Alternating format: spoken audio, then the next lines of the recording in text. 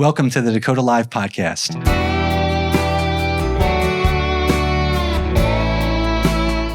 I'm your host, Robert Morier. The goal of this podcast is to help you better know the people behind investment decisions. We introduce you to chief investment officers, manager research professionals, sales leaders, and other important players in the industry who will help you sell in between the lines and better understand the investment sales ecosystem. If you're not familiar with Dakota and their Dakota Live content, please check out their website at dakota.com and learn more about their services. This content is provided for informational purposes and should not be relied upon as recommendations or advice about investing in securities. All investments involve risk and may lose money. Dakota does not guarantee the accuracy of any of the information provided by the speaker, who is not affiliated with Dakota, not a solicitation, testimonial, or an endorsement by Dakota or its affiliates. Nothing herein is intended to indicate approval, support, or recommendation of the investment advisor or its supervised persons by Dakota. Today's episode is brought to you by Dakota Marketplace. Are you tired of constantly jumping between multiple databases and channels to find the right investment opportunities? Introducing Dakota Marketplace, the comprehensive institutional and intermediary database built by fundraisers for fundraisers. With Dakota Marketplace, you'll have access to all channels and asset classes in one place, saving you time and streamlining your fundraising process. Say goodbye to the frustration of searching through multiple databases and say hello to a seamless and efficient fundraising experience. Sign up now and see the difference Dakota Marketplace can make for you. Visit dakotamarketplace.com today. Well, I am very happy to introduce you to our guest, Sonia Hunt. Sonia, welcome to the show. We're very happy you're here. Oh, thank you. I'm so grateful. Thanks for having me. It's really a pleasure. And we're here in your hometown, actually. Yeah. So this is the first time we've been on the road. Welcome. Thank you. It's new for us. So we've got a crew that's sitting around and has done a great job in making this look as professional as we could. So, and you're adding to that as well. So thank you so much. Well, you are a chief marketing officer, a health and wellness global speaker, and a best-selling author. So that is a lot to pack into one career. I'm really looking forward to learning how you've done it. Well, I'll tell you one thing. I have Indian parents. That is one way to do it. So being held to a certain standard is a way to get it. I appreciate you sharing that. Well, I'm going to share your background with our audience before we get started, and then we really do look forward to asking you some questions. Sonia, as I mentioned before, is a chief marketing officer, health and wellness global speaker, and best-selling author. Her mission is building a world in which everyone thrives by empowering people to create harmony in work, health, and life. Sonia is an advisor to global organizations and executive leaders focused on solutions for the United Nations Sustainable Development Goals. She's the creator of 3 to Be, a holistic health and well-being program that guides people to be healthy, be safe, and be well to thrive. You overcame a lifetime of over 32 severe food allergies and chronicled your journey in her #1 best-selling book, Nut Job. She is also a TEDx talker with over 1 million views. Over her 20-year marketing career, Sonia has transformed the stories and products of global wellness brands such as Apple, TiVo, LVMH, and Sephora, with whom she won the 2015 Women's Wear Daily Digital Innovator of the Year Award. Sonia holds a Bachelor of Science degree in Civil and Environmental Engineering from Drexel University in Philadelphia.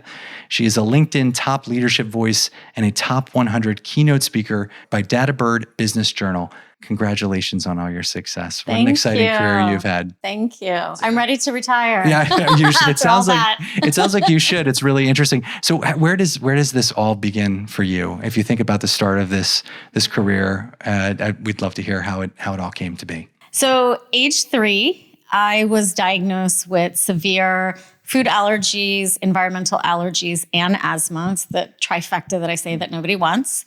I have parents that came from India in the 60s, and they did all their education here, and they decided to have kids here. So my siblings and I were born and raised in Philly. And of the 3, somehow one was a very sick child. And that was a very traumatic, incident that happened when we found out. My parents had a dinner party, and they were very famous for having 4 or 5 dinner parties a week, if you can imagine. And they had the kids were in the backyard playing, adults were inside having, appetizers, loud music, and a plate of snacks, which came out for the kids, happened to have peanut butter and jelly sandwiches. My parents think it might have been the first time I would have had peanut butter. They kind of can't remember, at this point, it was so long ago. but I instantly went into anaphylaxis. And the saving grace was that pretty much all of my parents were friends, were physicians. And so they knew exactly what happened. And truly, we were off to the ER. And because of that action, that swift action, my life, was saved that day. Were there others that you knew, anyone else in your family who had allergies or had suffered similar issues with foods? It's interesting. Immediate family didn't have anyone. Not to say that there wasn't any, but that when they grew up in India, it wasn't as prevalent as it is today, right? In the United States, that, people actually get tested if something is not feeling right or if they have a reaction when they have food. So there's nobody that my parents knew of, immediate or friends or anyone who had food allergies. So one of the biggest questions of the doctors was, people can be allergic to food, right? And so that was not only shocking to learn that, but the two other pieces of information that came with it. There's no cure today. And that was, back when in the 70s, and in 2023, that still holds true.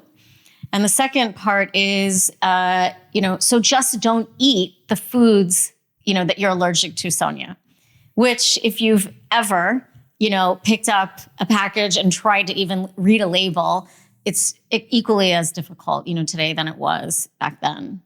So it was a real rude awakening of how do we take care of this child, right? And kind of lives being turned upside down when the one thing that's supposed to nourish you is trying to kill you. Yeah, unbelievable. Well, we're going to focus more on the book that you had written about this, dealing with all of this over the course of your life, because it sounds like it wasn't just one incident from your biography as well as what you're inferring here. But if you can take us back to Drexel University, take us back to Philadelphia, which is wonderful that you're from there. Everyone in this room is from the Philadelphia area, so we're all very happy to be interviewing you. But why did you come to choose Drexel, and what was the purpose of your degree that you were looking to accomplish? Yeah, so my father's an engineer. In our family, South Asian culture, it's kind of like you're an engineer or you're a physician. My sister went the medicine route, my older sister, and I guess I've always been kind of daddy's girl. And yeah, I chose the engineering route. And that, Drexel is still one of the greatest schools to go for engineering, And at that time, wanting to kind of stay closer to my parents in case, there were health emergencies or anything. I felt like it was really lucky just to have that caliber of university in my backyard. So that way, my parents would come and visit, or they could drop off safe foods if I needed them and I couldn't find them at the university. So yeah, I was incredibly, incredibly happy and joyous, at Drexel, and really happy that I chose that university. And still, I'm so tied into the university as an alumni. Did you end up coming right out to California after school, or? Soon thereafter, I was recruited by a tech startup, during the dot-com days. And I still remember, they interviewed me, and then they said, we're going to fly you out. And I told my mother, but I didn't tell my father. And I got the job, and I came home and I said, well, I guess I'm moving to California. So, both parents were pretty shocked and very worried, even though I was now post-college, they really took care of everything when it came to my health and well-being for pretty much all my life, until this point when I was now no longer going to be 20 minutes away, downtown Philly, right? And all of a sudden, they were realizing, what if something happens when she's on the West Coast? We're so far away, right? Does she know what she's doing? How did you both reconcile that? I'm not sure we did. They're still waiting. They're still waiting for you to come back. Still waiting for you to come back to Philly. Yeah, it's so. Because of business, I've always traveled to Philly often. So at least I got to see them often. And just culturally, our family is like our own Facebook. We're our own social network. We talk 10 times a day. So that continues on. I'm not sure we ever really reconciled any of that. But on both sides, we really had to kind of let me grow up and let me start to own my health and own the situation, knowing there was going to be ups and downs, and hope, right, for the best, considering that we always knew that anaphylaxis was something in my world. Over the course of your time in California, at least in those early years, what was that journey like from a tech perspective? I mean, it was an interesting time, obviously, everything going on in the markets and ultimately what came out of it. But what was your tech journey like here in San Francisco and the Bay Area? I mean, there was nothing like the dot-com days. I mean, it was this beautiful place of young vibrancy, a lot of kids out of college coming here for startups. We were working hard, we were playing hard. You're going out and dinners and parties and events. There was just a real energy about the city, and I happened to work for an organization that IPO'd.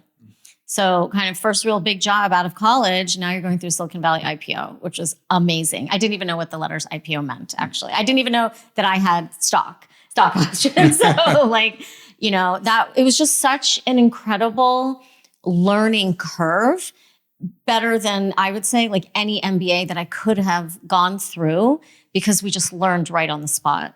So I was really able to take my very structured, engineering, analytical background, strategic background and mindset, and apply it really quickly into tech, because we were building the very first .com sites for global corporations.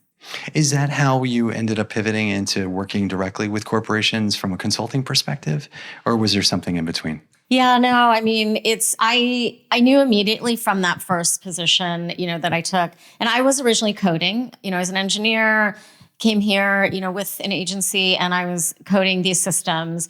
And then I would say, designed my career. I knew early on that I wanted to reach an executive level at some point. So I, maneuvered my career from engineering to product management to marketing over time. And that was also a great journey of learning as well. So the fit was really well when I came here. And then because I've been out here now for 25 years, I have a really big network. And so when it came time for me to kind of break off and do my own thing, selling back into, the places that I'd worked or the people who were clients was just a natural, transition. That's interesting. A lot of our audience is made up of marketing and sales professionals. So what's the advice you usually give people who are in that field today based on your experience that you had over the years? Of marketing in general? Yeah. So I think we all see it just rapidly changing, even, before COVID. I honestly think the CMO job is probably the toughest job out there, because you have to be, a builder of brands, a growth hacker, well poised with digital marketing strategies every time Facebook and LinkedIn and everyone's changing their algorithms. You're managing teams. There's just so much to know. And everyone's view of marketing is very different. So I would say, to have the main lens that you need to have is that your internal employees are your true first customer. And I think everybody forgets that because they're so focused on the external customer that they forget that when you start to really build that kind of beautiful culture internally, that those are your first natural customers who are going to spread the word of your company and your brand. It sounds like it could and should have the opportunity as well to eliminate things like turnover and a lack of continuity. That's something that we hear often from the asset managers who tune into the show, which is by developing their team, it gives them potentially an ability to be able to retain talent. Yeah. Do you find that that's a byproduct of the work that you're doing with your organizational partners? Is it also to retain people in addition to the marketing side of the brand? I saw almost every day as a CMO that teams are just struggling. This world of work-life balance is just, that notion is, I think, just dead. And during COVID, we saw all of that, right? But even before that, for years, we're spending, 10, 12, 14, 16 hours a day in the office. And the one thing we're not doing is taking care of ourselves. So we're asking for so much from our people. And even I, as their boss, was asking for a lot as well. But I kept seeing them struggle, and in that one place where they were just not taking care of themselves, right? And if they're not taking care of themselves, there's no performance, there's no productivity. Their mental health is not well. They're not joyous, right? And then what happens is they're going to move on anyway if we don't help them in some way. So I saw that, and during during COVID, actually, I did get certified as a coach, such that I can actually use that skill set, to not necessarily be boss, but to be coach to my people, to make sure that first and foremost, they're taking care of themselves before they, then they can actually start taking care of the work that they have to do. That's interesting. We speak with a lot of investors who focus on venture capital. And one of the goals of venture capitalists is that they are investing in private companies and they're developing talent in a variety of different ways. One of the ways that they're doing it is they're implementing coaching. So thinking about your own playbook, you don't have to give us the secret sauce, but if you could give us a sense of how you're looking at applying those best practices from a coach's perspective. In my career, we always had a marketing playbook, strategy, execution. How do we get from current state to, optimal outcome? And for anyone coming on the team, they, were very bought into how we do things. So that notion was very interesting to me, as it also tied into my personal health transformation journey. So I took that and turned it into this notion of a well-being playbook. And what if we could now really strategize and dream about the current state of where a individual, to a team is with their health and well-being, first and foremost for themselves and then within the organization. And what are those dream outcomes that we're trying to reach? And then think about all those little steps that have to, get accomplished to get from one side to the other. That is something that I began developing for my own teams. And it started to unlock a lot of things. In my book, I talk about this 3 to B program, right? So these 3 concepts that actually came from my parents. They believed that, when I had asked them, what are the dreams that you always had for your children when I was writing the book? And they said, we wanted our kids to be healthy. We wanted them to be safe. And we wanted them to prosper. And I think for them, it meant physical health, physical safety, right? But now in today's world, you're thinking about whole body, right? So you're thinking about physical, mental, spiritual, emotional.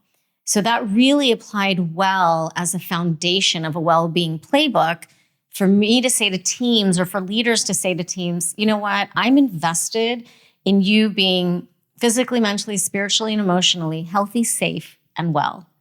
So this is kind of how it all really got tied together. And so when I am working with a corporation, whether I'm speaking or doing a workshop or a fireside chat, we're discussing kind of, again, the current state of where we are. What's that dream, set of outcomes, and how do we get there? And to do that work, you really have to sit down and you have to know your people. And that is a very big point of friction. And how do you hold them accountable?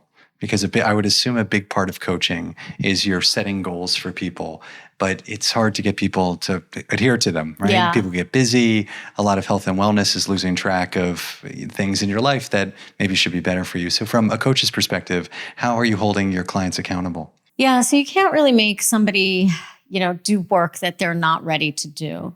So in my own practice, if I'm working with someone one-on-one, there's a lot of kind of pre-vetting, right? To really know, are you invested in doing the work, right? You're talking about wanting to achieve XYZ outcomes. Are you actually ready to do the hard work that it's going to take to get there? Because if you're not, then you're just kind of wasting your money as well, right? So, and I went through this myself, right? For many years, I just wasn't ready to put in that hard work. But if you are, then each person, you can hold them accountable in the way that they want to be held accountable. For some people, it's literally like a series of nudges on a daily basis that say, this was, some action, health and well-being action you need to take today. Did you take it? Did you take it? 5 minutes left. Did you take it? Some people actually, need that. Other people are different. For me, I live and die by my calendar, and I have slotted time where I am taking those mental health breaks, the go to to the gym and move, take those walks. So could you elaborate on the connection between employee well-being and organizational success? So how can companies measure the return on investment of their wellness initiatives? Yeah, great question. So let me share a little bit of data first. So 22 million people in the United States have autoimmune disease. That's 1 in 10 people. Over 32 million have food allergies, including 6 million children, and that's approximately 2 in every classroom. 133 plus million people have chronic health conditions in the United States. That's over 40% of Americans. There's a recent study that 50% of people feel that their mental health has, an additional detriment in just the last few years, which is costing us in the United States about $1 trillion. My comment, statement to executives and leaders is, those aren't some other people. They are your employees. And that really has to hit hard, because the ROI at some point just doesn't matter. There's return on your investment and there's return on impact, right? I believe that we need to stop looking at the people in your organizations as transactions. We have to start seeing them as human beings that have problems, wants, needs, and desires. And we have to help them in whatever way. And we already have a lot of data that shows that when people are healthy and they're joyous and they're happy, they perform better, they're at their best, they're productive. Like, we don't need any more. We're going to continue to collect all of that, right? But what's happening that will continue to happen is that the person now has power to say, you, Mr. Employer, you just don't care about me. You really never have, right? And you've given me this blanketed set of benefits that don't help me at all because I'm dealing with mental duress. So therefore, I'm just going to leave, and I'm just going to either find it somewhere else, or I'm going to start something on my own, because this is the most amazing time of a creator economy that we're seeing. What are the most successful programs that you're seeing companies put in place that are addressing those issues, where you're seeing, to your point, not a return on investment, but a return on impact? Where are the outcomes really coming across? Yeah, so I think Lyra Health is doing really, well as a platform for mental health, and working with, big top names, Lululemon, Cigna, et cetera. And mental health is just such a big problem. And so they are attacking it from a coaching perspective. You really do need one-on-one help. And they're giving you the ability to, have that kind of online whenever you want. Or, there's, of course, is to meet an actual therapist. Just coaching programs, training programs. These are the kinds of things we didn't have before. We had a lot of I will give you a $50 gym membership, right, every month. So now, and those kinds of things are still wonderful. I think the dinners and the happy hours are wonderful, but we really need solutions like Deloitte actually has an innovation center, which is just about employee well-being, where they are doing a ton of research and metrics. And then they're taking all that, in-house as well to basically test, right? Because we're just in the infancy of employee well-being. Having speakers like myself come and talk. And when I come into a corporation and talk, it's motivational, it's inspirational. But as the engineer, I'm going to tell you how to do it. Here's a list of 10 hacks and try them all, because when you find something that you like to do, you're going to take more action. So the more an organization understands their people and then those problems, wants, needs, desires, we're also going to start seeing personalized benefits, right? That's something that we are just starting to talk about a little bit today. Well, we had touched on the Sustainable Development Goals, and health and wellness is one of them, but so is gender equality and diversity practices and inclusion. So, how do you see those two worlds aligned based on your experience working with organizations? As a child who was sick all her life, I did not have the resources that I felt like I needed. I didn't see people like myself. I didn't have a medical community that understood how to help, a young brown girl with food allergies, severe food allergies and asthma and environmental allergies.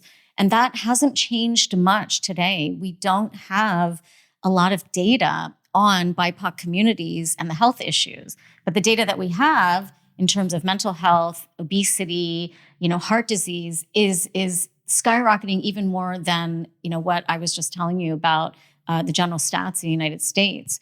So there is a very big issue of how do we, provide culturally competent health care, right, for these communities that are underserved and underrepresented. One of the things that I do is very personalized programming in corporations for those communities, whether it's specifically for BIPOC women or for the BIPOC community in general. So much of what holds us back from being healthy is tied into our culture. So our culture at home and also culturally, as Americans. And understanding which of, things like narratives and limiting beliefs that hold you back from going to the doctor once a year, right? It sounds kind of crazy, but this is what people in those communities are dealing with. Workplace well-being, employee well-being, it's just in its infancy. And it really starts by understanding the people within your organization and those needs that they have, to understand how you can start to bring in the right resources for them. That's interesting. Well, thank you for sharing that. Well, as I said before, most of our audience are financial services professionals. So I know they're hearing more about this at their employers, from the largest to the smallest. So as you think about the people in your life who have impacted your career, who are the mentors that you look back on and think that it really wouldn't have been the same without them? Yeah, definitely. At that first company moved me out here, there were many there, incredible group of people, probably the best cultural environment I ever worked in. It was very loving, very caring about the employee and the employee's needs. And that to me was true healthy leadership, in action. So there were definitely some bosses earlier on to my road as well to CMO. I have to say, even in my own family, they're very strong, opinionated women and are just brilliant and bright and encompass like a Wonder Woman, can do it all, right? Can work, can take care of the kids, can take care of the household, and we're not afraid to show the world just who they are, right? This is me. This is how I live my life. If you don't like it, oh well. And for a little kid who was sick, who never shared that I was sick because I just didn't want anybody to know, because I wanted everyone to just like me, right? And behind the scenes, I was crumbling. To see all that in action was very empowering, but it took me many years to actually then put mine into action. And that's why my book cover looks the way it does, because it's a representation of me showing the world that I had it all together. Here's this CMO in tech, speaking here, doing this, leading big teams. She has it all together. And inside, everything was just crumbling. So if you took yourself back to Drexel University and you were in the classroom listening to someone, what kind of advice would you want to hear? Would you have wanted to hear then? I would say a few things. So for sure, the one thing we've always heard, right? You only get this one life. I mean, it truly, truly is just so, on the money. this is the one vessel you get, and to treat it with the utmost love and care and respect for the long run is definitely like one thing I wanted to have somebody like really make me understand.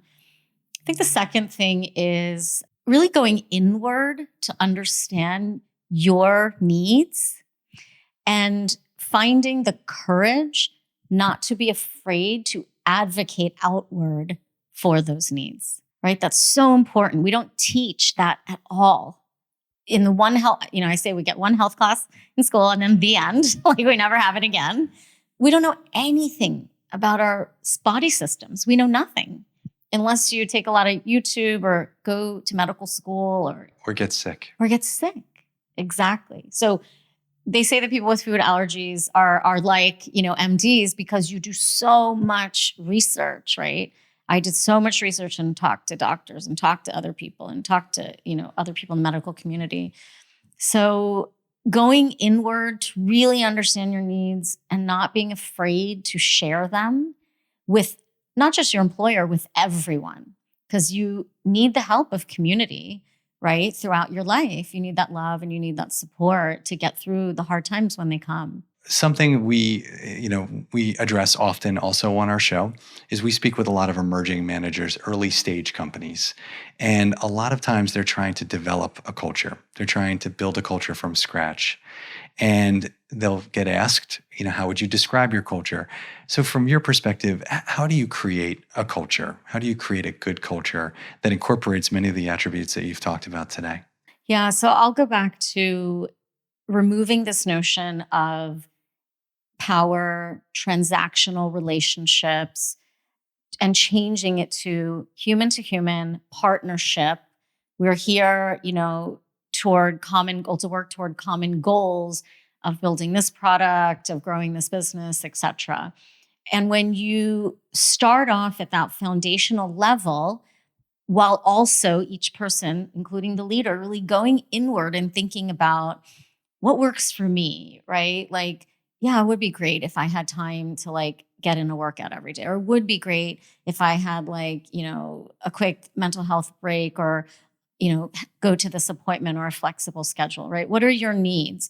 And coming together and really talking about them openly as much as you're comfortable, I would say, right? Because not everybody is comfortable with that. But the more you begin to really dig deep and understand people's problems, wants, needs, and desires, now we're starting to build a culture where people can see each other as like, oh yeah, this is Rob, and Rob's got this and this going on. And so if he can't be here today, maybe I'm going to pitch in and kind of help out on a project or something. Or like maybe tomorrow I have to head out of the office early because I have some kind of family emergency. But instead, back in the late 1800s, when we came up with this 888 hours, right, of work, play, and sleep, that all just cracked open. I think it was always going toward like blowing up, and then over COVID it did, right? Because nobody has these conversations. We kind of weren't taught to. There has been this big like power play going on, in the workplace, and it's like canceled. It doesn't work anymore. A lot of our audience are sales professionals, so we've talked a lot about health and wellness and balancing it all. But many of our audience members are traveling. So when they're listening to this, they're going to be on the road. They're going to be in a flight. They're going to be in the car. So what's the type of advice you give folks who are trying to balance not just work and home, but also the external, demands of the job? Small daily steps for the big transformation. Be intentional about your whole body health.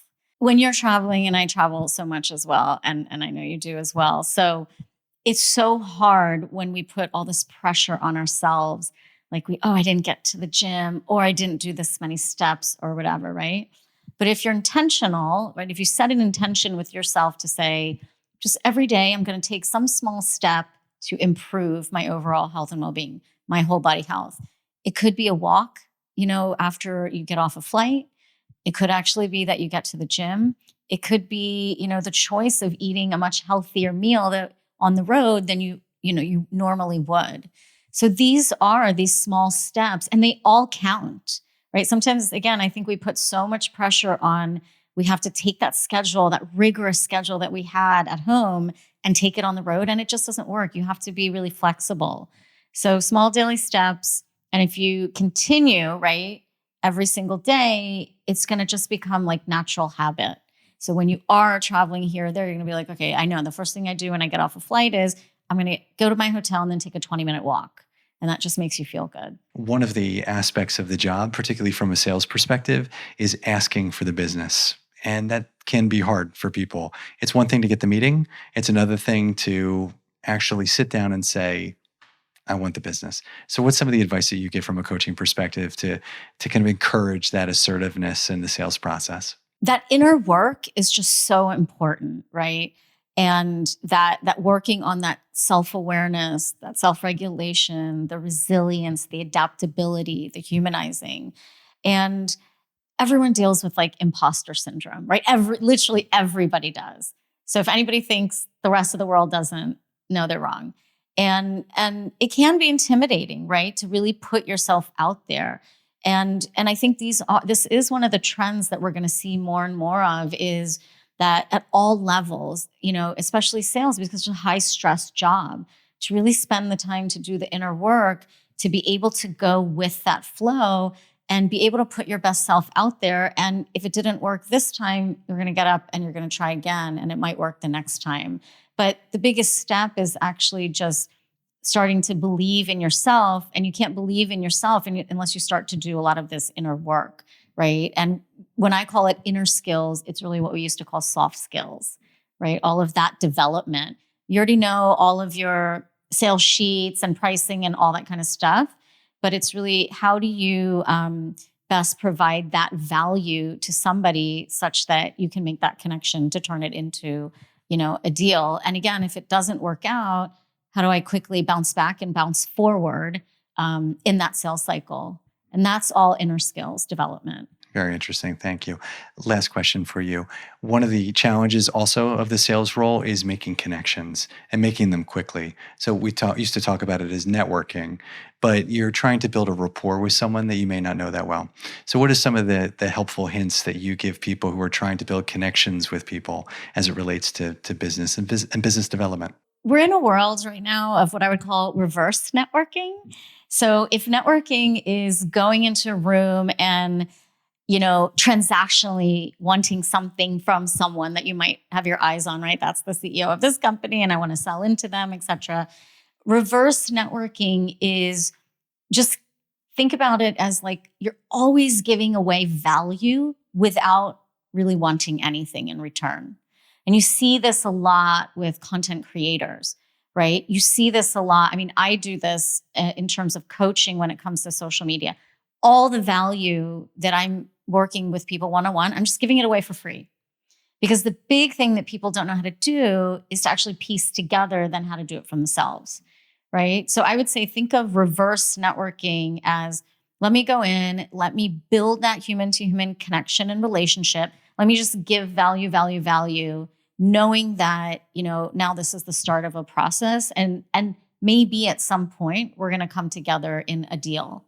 But it takes that transactional component out of it. I think you just titled our episode Reverse Networking with Sonia Hunt. So thank you for that. I love You've it. made my job a little easier and my partner Sasha's job a little easier as well. Thank you so much for being here today. This was a wonderful conversation. We learned a great deal. Congratulations on all your success. We really do wish you nothing but the best. Thank you. Thank you so much. Right. If you want to learn more about Sonia, please check out her website at www.soniahunt.com. You can also find her on LinkedIn. You can find this episode and past episodes on Apple, Spotify, Google, or your favorite podcast platform. We are also available on YouTube if you prefer to watch while you listen. If you would like to catch up on past episodes, check out our website at dakota.com. Finally, if you like what you're seeing and hearing, please be sure to like, follow, and share these episodes. We welcome your feedback as well. Sonia, thank you again for being here. And to our audience, thank you for investing your time with Dakota. Don't say goodbye.